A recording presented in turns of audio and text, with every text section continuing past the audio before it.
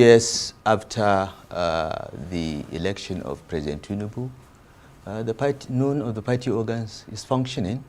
The progressive ideals, in my view, are not being pursued with any vigor. And the very high expectations we had of the president to take this country to the next level based on his track record in Lagos is somehow not materializing. So I have no issues with the Tinubu administration. People say I'm a critic of the administration. I've never said a word about the Tinubu administration. My comment in a panel on democracy in Nigeria had to do with the APC. I've never, since I left office and the president begged me publicly to come and serve in his government, I had my plans, and I told President Tinubu from day one, when he asked me to support him, I said I would, but I don't want anything, okay? Because politics in Nigeria is always about what do I get for giving you support. I'm not in politics for that reason. I'm not in politics to get anything. I have a surname, I'm a self-made man, I have made my money before coming into public office. The president publicly appealed to me to put my plans on hold, and through 2 months of negotiation, we finally agreed that he would nominate me as minister, and there were certain conditions I attached to that. I think along the line, either the president changed his mind or something else, because please don't believe the story that the National Assembly rejected me. The National Assembly had nothing to do with this. The president didn't want me in his cabinet. He changed his mind. Whatever it is, frankly, I don't care. And I told him, and I moved on.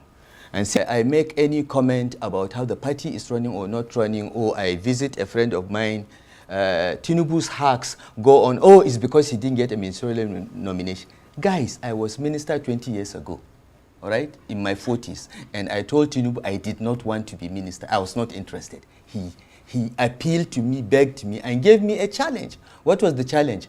Nobody has sorted out electricity. No president has defeated the electricity mafia. You and I can work to defeat it. It was the challenge that made me accept, all right? Now, I had an opportunity to serve my country, and the person that gave me the opportunity changed his mind. It's okay, and I've moved on with my life. But I support some of the policies. Right, which ones? Most of the economic policies are the right orthodox policies, okay? But the sequencing is wrong. The quality of the people implementing the reforms leaves much to be desired. And I think that some of the reforms are just wrong. You know, you don't address food inflation by destroying domestic agriculture through importation, for instance. Food prices may be going down, but farmers are being impoverished because they are being made to compete with subsidized agricultural products from Europe and other countries. So I have issues with many of them, and you know, I'm in touch with many senior officials of the administration, and I give them my opinion privately. But I don't want to go beyond that, because you know, tomorrow they will say, oh, it's because he was not minister. Guys, I was minister 20 years ago. Well, I didn't say I have no intention of leaving the APC. I said that the APC is my party. I founded it. Well, you did say that you didn't intend to leave. You said when you leave, at that time, you will retire, and that's it. Yeah. You wouldn't join any of it. At that time, yes. But now, I'm not leaving the APC, Charles. The APC has left me. We founded that party based on certain values. The party has left, okay? I am stranded. I'm standing. The APC is there. I'm here. So, to be very accurate, I'm not leaving the APC. The APC has already left me. Right. Having left you, yes. What happens next? Well, I'm not ready to retire from politics. Right. So you're shopping around. So sooner or later, you know, I may have to find another platform to pursue those progressive values that I believe in, if I can't find them in the APC. I hope that the APC will meet and correct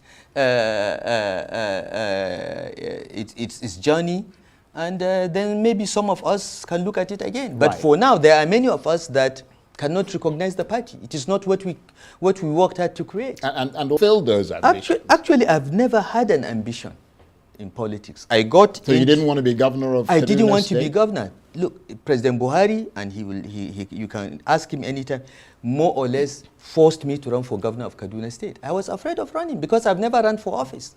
I am a worker, Charles. People go and run for office, and they have a difficult assignment, and they get people like me who get it done. Myself, Ngozi, Obi, we are not people that will stand on a podium and tell people to vote for us. We are not like that. That's not our training. That's not our inclination.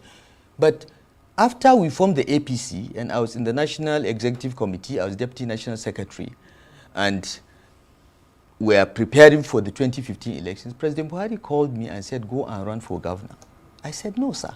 I'm not, I don't have those skill sets. My skill sets are technocratic.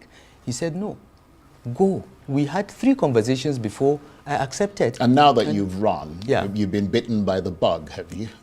Well, I've been bitten by the bug in 2 respects. I will remain in politics for life, all right? But that does not mean I will be contesting elections or something. Yeah, I will remain in politics because I believe that I have to influence what happens in our party so that we have better quality candidates and governors. That's all. So I'm 65. I'm not yet ready to retire in politics.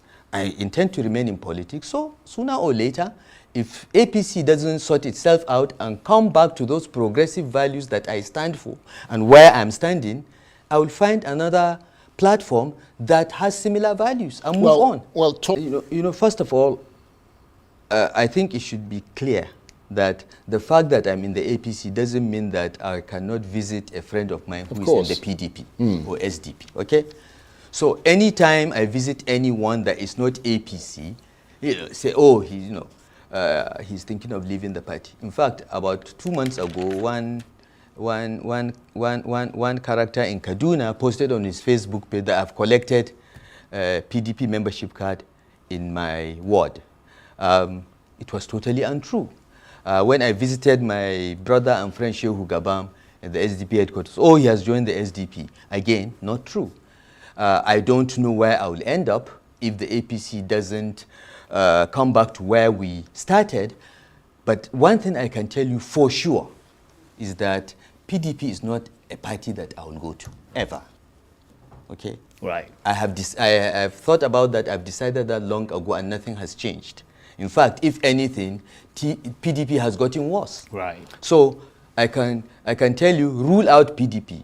I met with PDP leadership in Kaduna a couple of days ago. The state leadership of the party came to see me, and I will meet with them. You know, look, I'm a public figure in my state and at my age, and based on the responsibilities I have held, I am a leader of some sort. And if people say they want to see me, I'm not going to say you're PDP, I won't see you, or you're SDP, or I'll only meet with APC people. It is my duty to meet with everyone. It's my duty to guide and mentor young people across partisan divides. So I meet with people, but the moment I meet with anyone, everything is reduced to politics. But PDP, no. Other parties, possibly, if the APC doesn't sort itself out. But the Southerners give us, it's up to the Southerners, all right? That was my position. Now, when President Tinubu emerged as the candidate of my party, he now became the candidate of my party, and I am duty-bound to do my best to ensure he's elected.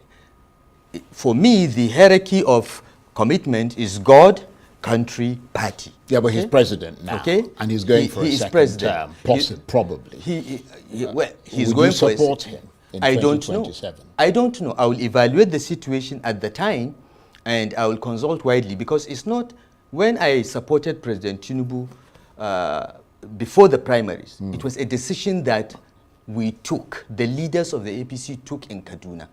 Who would we support? Okay, we've succeeded in ensuring that power goes to the south, okay? And we know that all the northern candidates will go nowhere. Yahya Bello, Ahmed Long, we knew, all right? But among the southerners, who do we support? They know those that are my friends. Tinubu was not my friend. I was never close to him. But the consensus of the APC in Kaduna was that we should support Bola Tinubu because he is the one that is more likely to win. Because politicians make these calculations. All right? And I said, fine. You are the delegates. I was not a delegate. Go and vote for him if that's what you think. But before you do, the night of the convention, I will go and ask President Buhari, who does he want? Because APC Kaduna is Buhari's APC. It's not APC Katsina. Buhari lives more in Kaduna than Katsina. So I went to President Buhari that night. I said, the delegates are waiting for your final word, who to vote for. And he said, Malam, go and tell the Kaduna delegates from me to vote their conscience. And I went, I said, go and vote your conscience. And I left the convention ground. So I want to put things in perspective so that you understand. Now, once Bola Ahmed Tinubu became the candidate of my party, I'm a loyal party man. I care about the party. I'm not, for me, the party is not a platform. It's not something to eat from. It is a commitment to certain values. And I did my best to ensure that President Tinubu won the election. Now, in 2027, I'm going to consult the same people. We're going to take the same decision, which candidate to support and in which party. We gave the Southerners their chance. They gave us Tinubu. Has he done well? If he hasn't done well by 2027, let's vote him out. Okay? I would prefer that a Southerner succeeds Tinubu. But at the end of the day, in the party that I would be, whether it is APC or any other party, the calculation has to be who will win. I agree with them. I think that President Tinubu's appointments are quite imbalanced. But unlike others that think, oh, the appointments are skewed towards Southwest, no. Please, don't blame the Southwest for what one individual is doing. Okay? As a Northerner and someone that lived half of his life under military rule, we have suffered that. The military takes power, they do things, the head of state is a Northerner, he messes up, every Northerner is blamed. No. Yorubas are very honorable people.